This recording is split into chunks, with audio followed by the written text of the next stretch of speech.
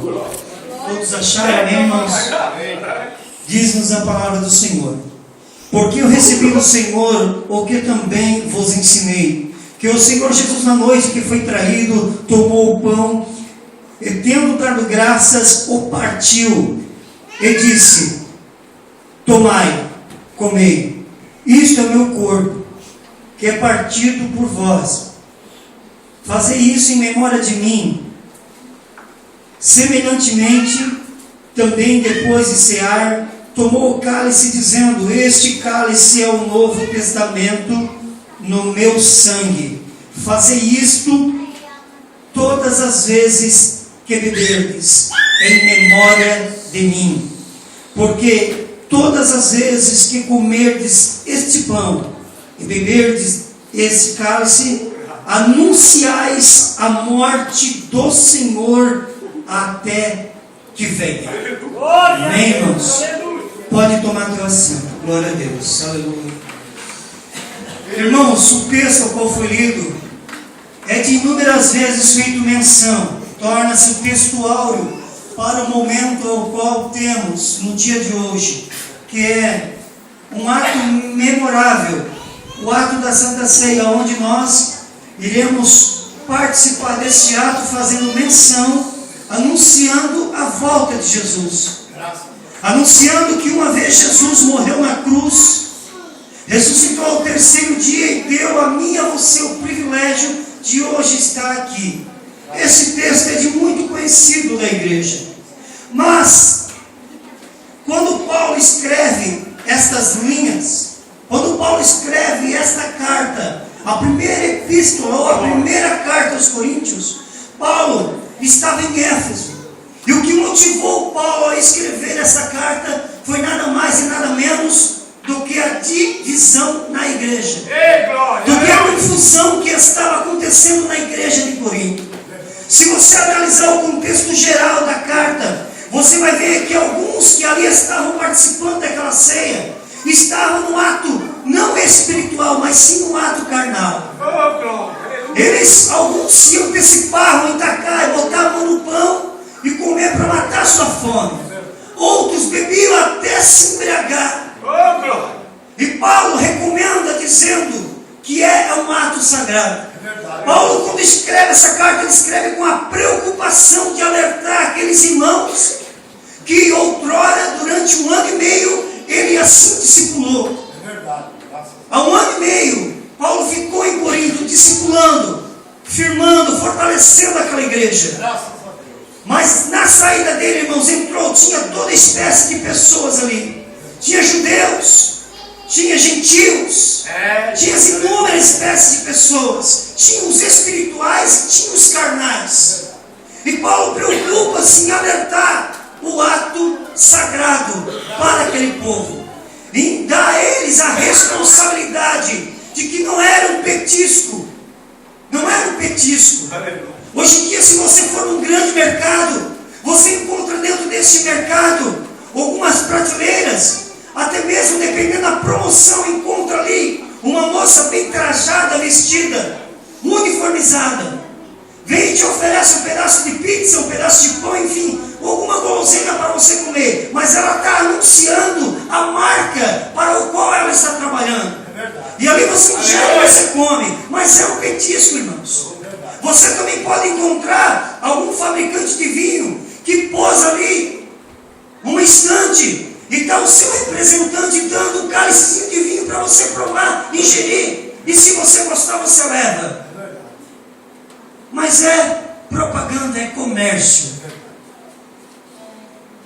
O que Paulo preocupou em anunciar a essa igreja foi que quando eles botavam a mão para participar do corpo e do sangue de Cristo, eles não estavam anunciando a marca de um produto. Eles não estavam anunciando a marca, o rótulo de alguma coisa. Eles estavam anunciando que Jesus estava vindo. Eles estavam anunciando que teve um que morreu na cruz e ao terceiro dia ressuscitou. E Paulo preocupa-se em alertar aquela igreja a responsabilidade deste ato sagrado. Se você analisar, quando Deus retira o povo de Israel, ou o povo hebreu, do Egito, Deus preocupou-se em instituir ali a primeira Páscoa. Como foi isso? Era preciso um carneiro, tinha que ser macho, primogênito, sem mácula nenhuma. Esse carneiro ia ser imolado morto, eles iriam cear, comer da carne desse animal, só que o sangue desse animal ia ser passado nos umbrais da porta. Por quê? Porque naquela noite Deus iria mandar o espírito da morte, o anjo da morte, visitar o Egito. E aonde tivesse a marca, irmãos, o anjo não iria ferir o primogênito daquela família. O propósito era que o anjo iria ferir o primogênito daquela família que não tivesse a marca na porta. Por isso é que teria que ser o primogênito do animal, do cordeiro. Ou seja, o cordeiro, o primeiro, tinha que ser sacrificado, já indicando o sacrifício de Cristo na cruz do Calvário. Aleluia, glória a Deus. Ele foi o primogênito de Deus. No ato da Santa Ceia, como Paulo aqui institui, ou melhor, ele passa adiante as palavras de Jesus, ele diz: esse é meu corpo partido, esse é meu corpo que é partido e repartido. Ele só não partiu, mas ele também repartiu, deu o seu corpo. E assim nós nos alimentamos.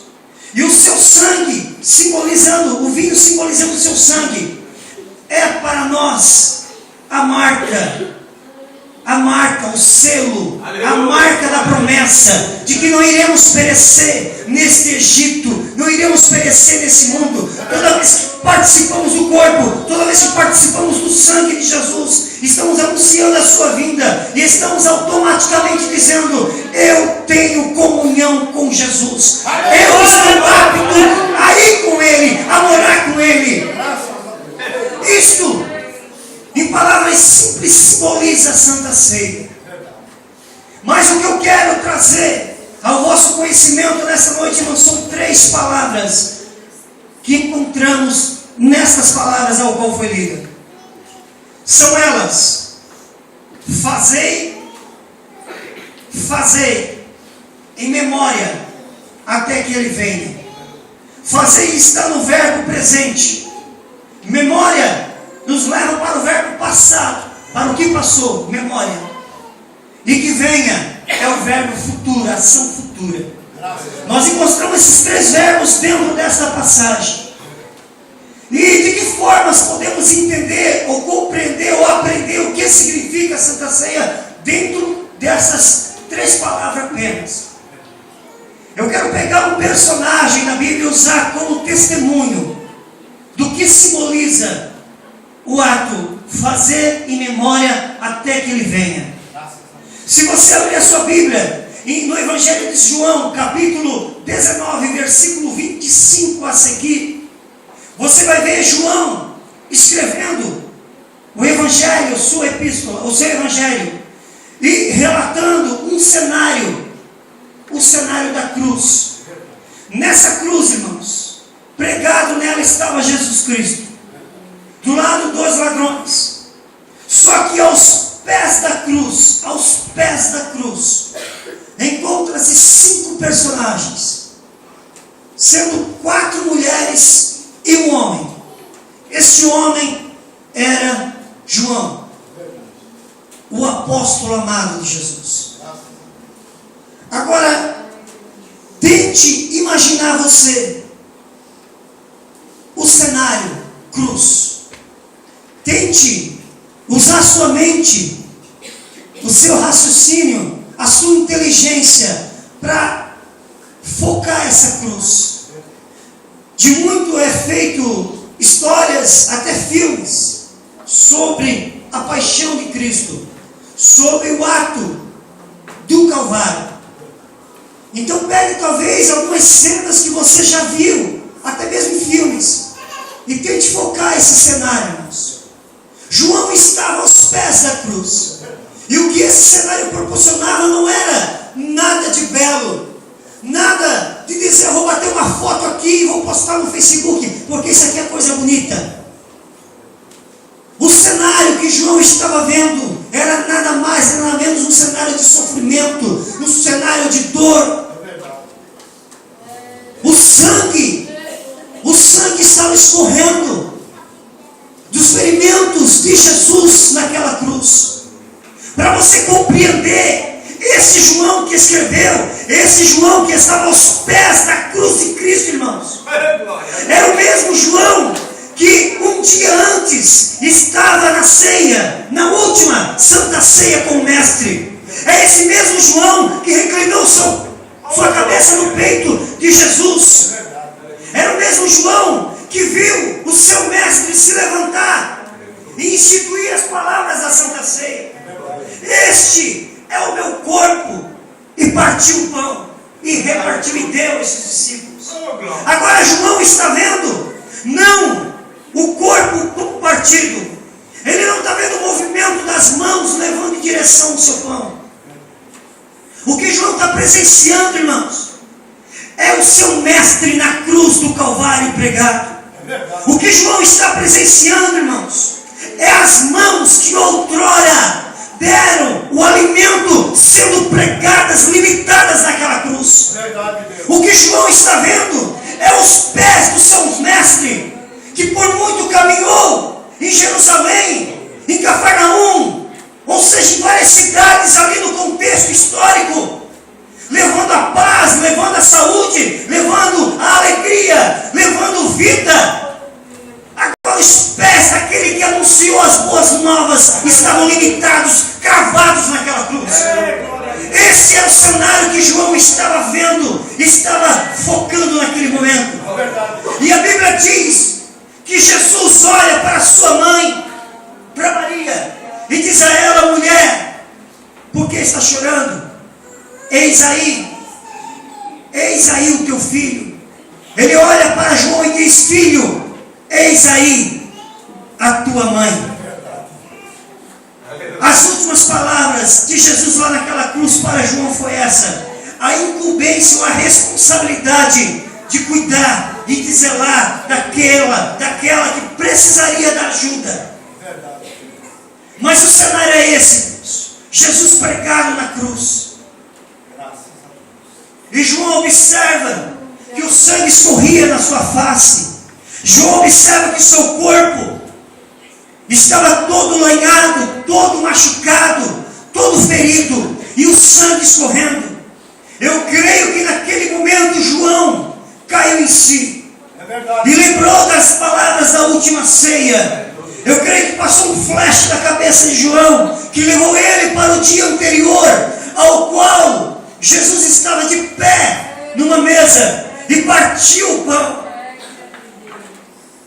Eu creio que João naquele momento, irmãos, voltou para aquela mesa. Só que o pão que anteriormente era o que ele via e pegou em sua mão, agora ele estava vendo o corpo do Mestre. O cumprimento das palavras de Jesus no dia anterior estava à frente de João.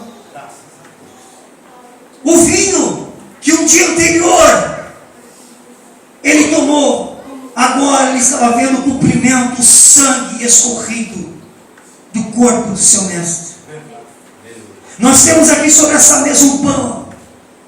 Só que esse pão, para chegar até aqui, irmãos, antes de qualquer coisa, foi preciso semear o trigo na terra. Foi preciso que houvesse o trabalho de semear o trigo na terra. Após semear o trigo, levou um tempo até esse trigo crescer. Depois que cresceu, foi arrancado. Depois de ser arrancado, foi batido, foi moído para virar farinha. Depois disso, outro processo para que o pão chegasse aqui. Esse pão precisou ser amassado, comprimido, até estar na forma de pão. Jesus Cristo, simbolizando o pão da vida, o alimento genuíno, o maná puro céu. Ele foi moído, ele foi pisado, humilhado. Ele veio dos altos céus, foi semeado aqui na terra. Ele cresceu aqui, sofreu tudo o que sofreu, e entregou-se a si como o nosso alimento, como a provisão para a nossa vida.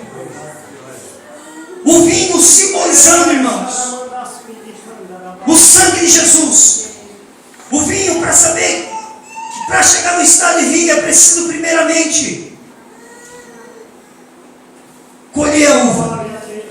Depois de colher a uva, antigamente o processo era esse, era pisado com os pés.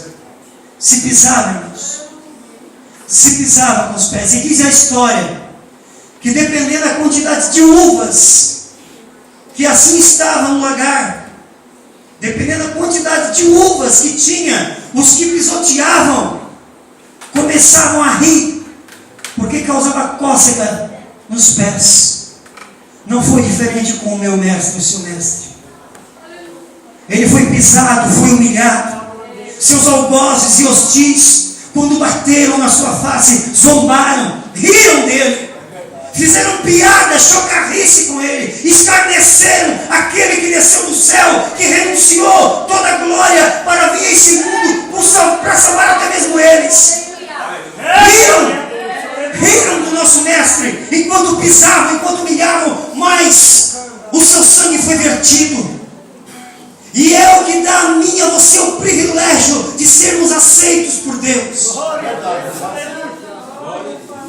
Esse era o cenário, irmãos. João presenciando tudo isso, vendo tudo isso.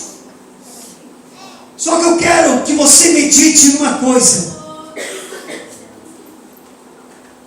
A cruz antes do sangue era maldição. Depois do sangue tornou-se salvação.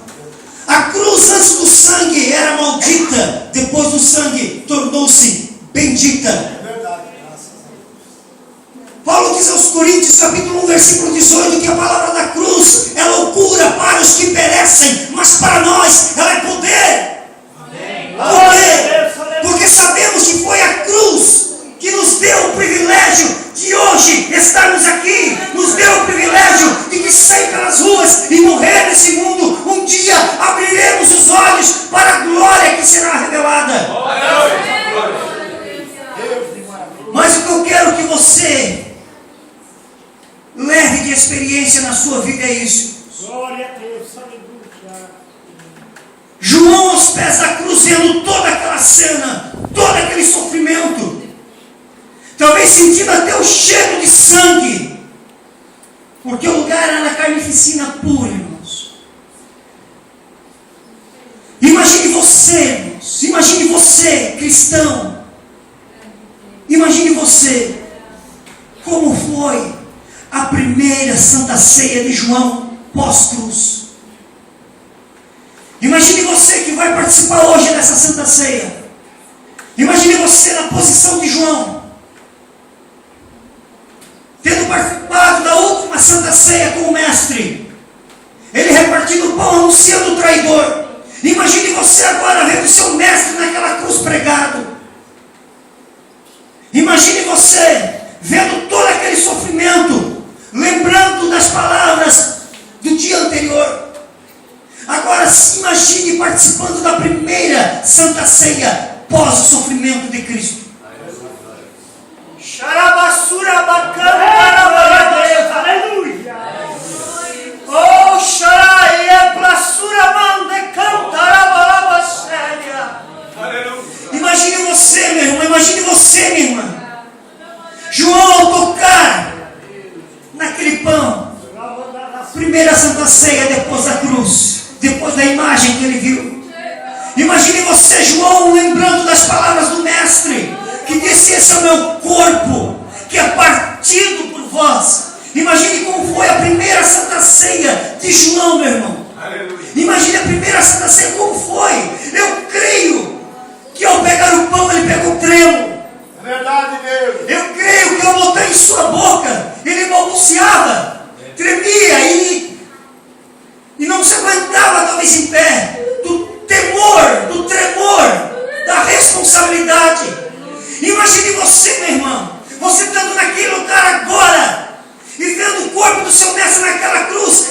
sua mão o pão representando o corpo dele. Eu creio que João, ao comer aquele pão desceu engasgando, arranhando sua garganta, irmãos. Eu creio que o temor foi imenso, foi enorme. Eu creio que o frio na barriga se apoderou dele, ele começou a tremer. Verdade, Deus. Agora imagine você lhe botando a mão no cálice. Imagine você lhe botando a mão naquele cálice, ao qual daqui a pouco vamos nós botar a mão no cálice. Eu creio que ao pegar o cálice, irmãos, ele pegou com a mão trêmula. Ele tremia, eu creio isso, irmãos. O impacto foi tão grande, tão profundo, que eu creio que aquele vinho, representando o sangue de Jesus, começou a escorrer entre suas mãos. Ele não conseguiu talvez segurar aquele cálice como normalmente se consegue segurar um objeto, porque ele sabia da responsabilidade, porque ele viu o sangue do seu mestre naquela cruz. Ele sabia que se ele tivesse indigno de participar daquela ceia, ele iria ser condenado por aquele ato. Só que João, irmãos, no presente momento da Santa Ceia, ele traz à memória a cruz de Cristo. No presente momento ele tem essa responsabilidade. O ato presente é isso. É você estar digno de tocar no corpo. É você estar digno de tocar no sangue de Cristo. É você estar digno de tocar. É você não ter picuinhazinha com irmão algum. É você não ter nenhum problema com a sociedade. É você estar apto, digno de participar desse ato solene e sagrado que é a Santa Ceia. Esta é a questão pessoal e momentânea para hoje, para esse momento. Mas a Santa Ceia nos remete para o passado, o qual remeteu João para o passado. Eu creio que cada Santa Ceia que João participava, cada ato desse, somente o levava para a cruz. Ele fazia uma viagem até o Gólgota, irmãos. Ele, creio que se colocava naquela posição, vendo seu mestre. Só que tudo aquilo, todo aquele sofrimento, fez com que ele também esperasse a vinda de Jesus na ação futura, ao qual Paulo fala à igreja de Corinto: fazei em memória de mim, fazei em memória até que ele venha, anunciai até que ele venha. Eu creio que João, quando começa a ler o Apocalipse, e nas últimas palavras, ao qual ele escreve seu livro e termina e sela esse livro, ele diz: amém, ora vem Senhor Jesus. Em outra palavra, Maranata, ora vem Senhor Jesus. O que significa isso? Aqueles que amam a vinda do Mestre, aqueles que esperam e anseiam por essa vinda, vão dizer Maranata, vão ansiar, vão dizer: Senhor Jesus, vem, eu te espero, Senhor, eu não aguento mais esse mundo, eu não aguento mais sofrimento, eu preciso estar contigo nos céus. Isso é Santa Ceia, é você sair desse ambiente e, querendo não, se direcionar aos céus e dizer: eu preciso voltar, eu preciso estar lá. Por que voltar? Por que estar lá? A Bíblia diz, Eclesiastes diz que o corpo volta à terra que o fez e o espírito a Deus que o deu. Você é a propriedade de Deus, meu irmão. Você é a propriedade de Deus, minha irmã. Deus, quando mandou seu filho a esse mundo, foi para dar a mim e a você o privilégio de outra vez sermos aceitos na sua presença. Foi rompido lá no Éden, por intermédio da desobediência de Adão. Pela desobediência, o homem se separou. Pela desobediência, o homem se separou de Deus. Pela desobediência, Adão trouxe a morte a este mundo. Oh, glória a Deus, aleluia. Mas pela obediência, temos novamente comunhão com Cristo, com Deus. Pela obediência, temos novamente o livre acesso com Deus. Obediência, você sabe de quem? Obediência daquele filho que renunciou aos céus e veio a esse mundo. Pela obediência hoje temos vida e vida com abundância. Te convido a ficar de pé. Glória a Deus, aleluia. Eu quero trazer um alerta. Eu quero dizer para você que me ouve, que tudo que está acontecendo nesse mundo aí, irmão, tudo que nós vemos que está acontecendo aqui, tudo, é nada mais, nada menos do que o tic-tac do relógio de Deus. Jesus está às portas, Jesus está vindo. Tudo está se cumprindo. Os sinais estão acontecendo. O que nos falta para despertarmos, para acordarmos e dizer: Senhor, Tu podes ir longe, mas como eu estou? Como eu estou? Essa semana um pastor falou algo para mim. Ele disse que tinha a oportunidade de ir para Israel numa viagem. Ele tinha a oportunidade de ir para Israel. Só que ele perdeu a oportunidade, irmãos. Ele perdeu a oportunidade. 16 mil reais, 2 passagens ele ganhou. Mas ele perdeu a oportunidade de ir. Sabe por quê? Não tinha passaporte. Ele tentou, mas não ia dar tempo de fazer o passaporte. O que eu quero dizer para você: como está o seu passaporte?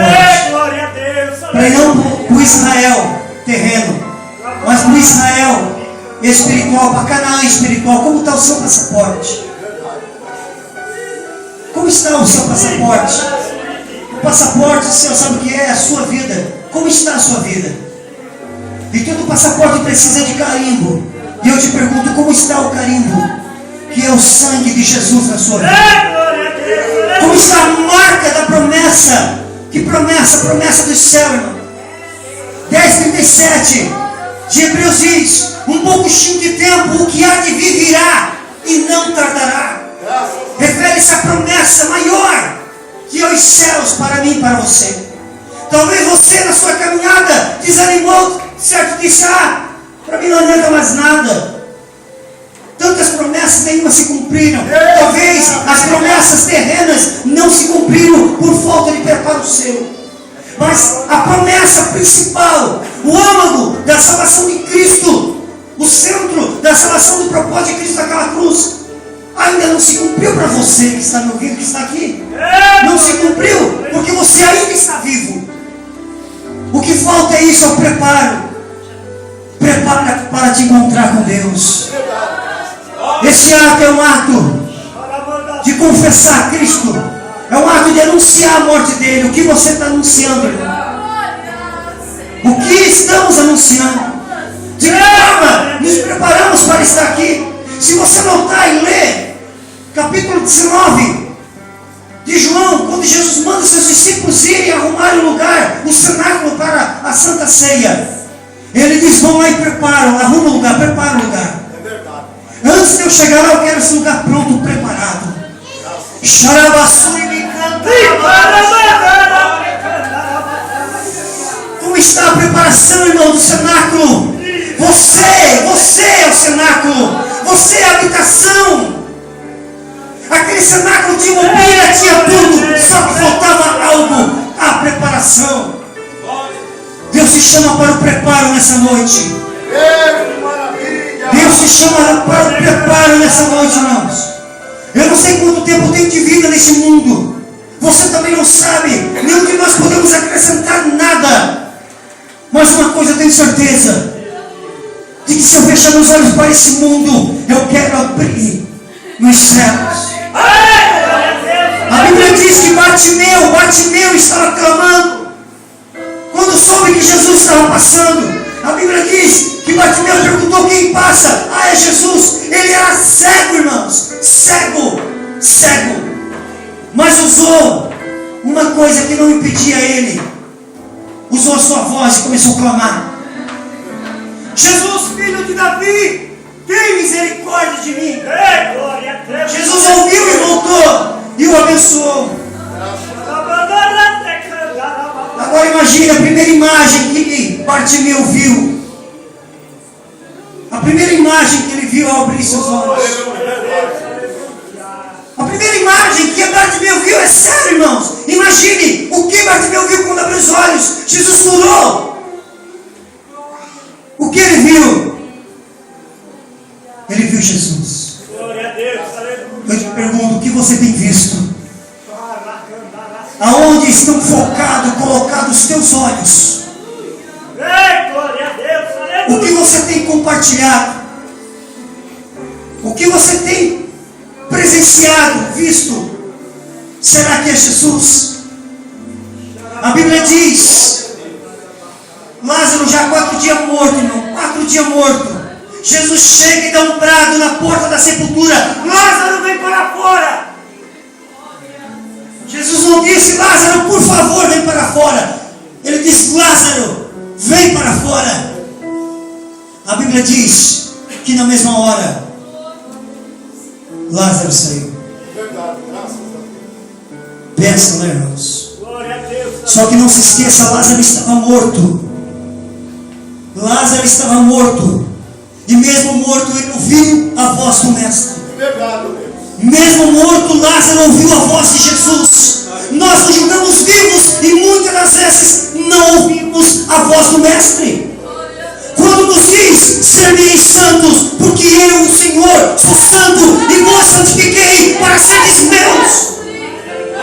Santidade é o que falta em nossas vidas.